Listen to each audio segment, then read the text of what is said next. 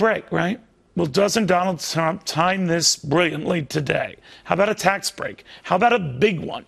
How about rates that get back to like Ronald Reagan and about half the people in this country not having to worry about paying taxes at all? We can get into the details of his plan, but I prefer my guests start picking apart through it. Dave Maney, he does not like this plan.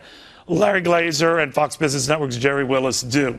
So, Jerry, the first headline here is dramatically lower tax rates. Seven rates reduced essentially to 4. One starts at 0%. The highest goes to 25%. That's called a boom type of rate.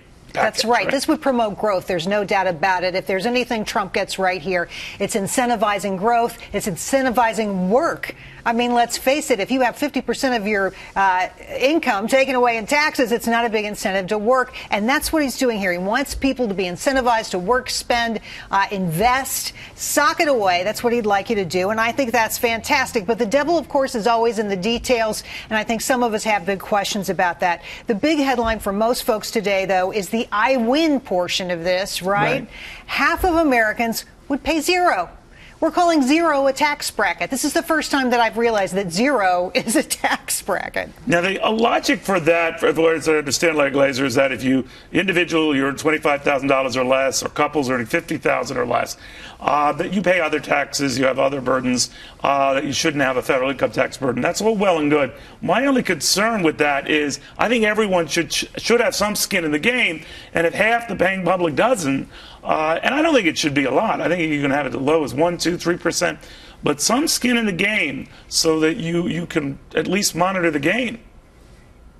What do you make of that? You know, Neil, well, I think regardless of how you feel about Donald Trump, most Americans would agree that our archaic tax code is in badly need of repair and overhaul. And this is a plan that has several benefits. One, of course, it does provide relief to the millions of hardworking Americans who have effectively been subsidizing this recovery all along through 0% interest rates, through savings that they're not getting any return on. So they'll at least get some relief through this tax policy. But the bigger issue will be the benefit to economic growth. And look, it's going to compel companies to bring back the $2.1 trillion worth of money that's stashed overseas by Apple, by Google, by Microsoft. Well, that gets a little dicey, Dave. And I want to raise that with Dave. And here's where it gets a little weird. The companies that hold all this money abroad, $2 trillion worth, right?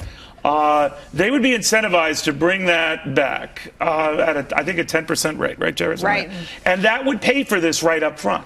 But there are other ways you begin to wonder how he does pay for it, how much of that money would come back with a 10% tax penalty for doing that.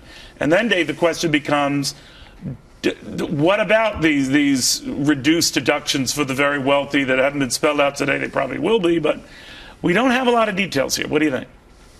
Oh, I wouldn't guess at all that they necessarily will be. I mean, it's a very Trumpian sort of plan. This is the whole plan. It's 4 pages, and that's it. And it's a narrative document. I thought that was 3 pages too many. That was 3 pages too many. It is like a farmer's field for growing loopholes. Right. It has these remarkable sort of areas in which there is no detail, and which there is clearly going to be a gigantic, load of misbehavior and unintended consequences. But I think it's a step. Here's what I'll disagree, my friend. I think it's a step in the right direction. Jerry, I always think we need a huge catalyst, and we found that big tax cuts, they'll always play the class warfare game. I can't control that. Do just that. Absolutely. I mean, lower taxes will spur growth. There's no doubt about that. We've seen it happen before. And 2 other pieces of really big news in here for consumers.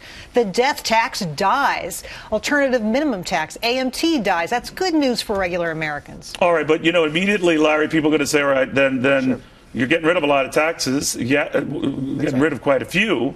How are you making up for that? What do you say?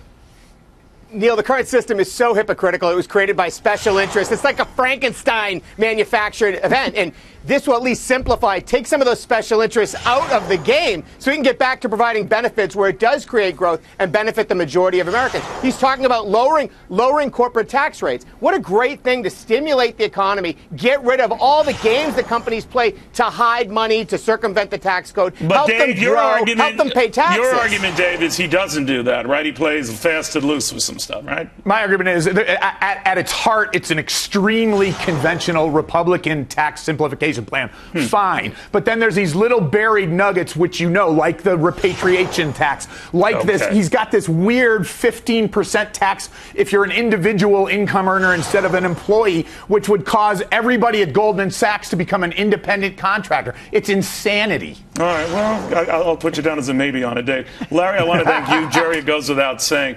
All right, one